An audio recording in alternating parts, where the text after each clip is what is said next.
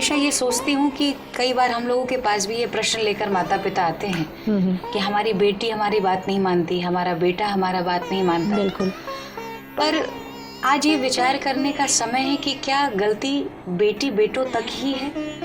कहीं ना कहीं दोषी माँ बाप भी हैं, बड़े भी हैं, क्योंकि बच्चा जब छोटा होता है तो तब से उसके संस्कार डेवलप होते हैं।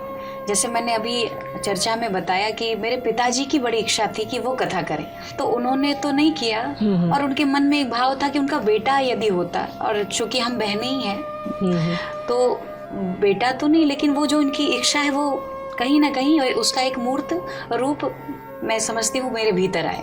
तो कहीं ना कहीं माता पिता के संस्कार, उनकी इच्छा बच्चे पर बहुत पड़ते हैं। तो बच्चे का संस्कार केवल जन्म से नहीं, बल्कि वो जब माँ के गर्भ में होता है तभी से संस्कार बनने शुरू हो जाते हैं। तो बच्चा माँ के गर्भ में है तो ही मुझे लगता है कि माँ को अच्छे विचार रखने चाहिए और वो अच्छी पुस्तकें पढ़ें, अच्छी चीज़ें मोबाइल से देखें, क्योंकि आजकल मोबाइल तो सारी दुनिया उसमें समेटी हुई है। बिल्कुल। हम जो चीज़ सोचते हैं मुझे लगता है कि वो कैसे पता लगता है। जैसे अगर मोबाइल खोलिए आप, जिस मानसिकता की वैसी चीज़ें सामने दिखाई देने लगती। इतना मतलब हाई टेक्नोलॉजी हो चुका है कि वो मन की बात को समझ रहा है सब कुछ।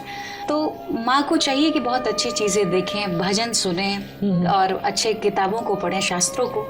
तो बच्चे का जब जन्म होता है और धीरे धीरे माँ के आचरण को, पिता के आचरण, परिवार के आचरण को देखकर बच्चे में एक अच्छे संस्कार शुरू हो जाते हैं, देखकर, सुनकर, पढ़कर।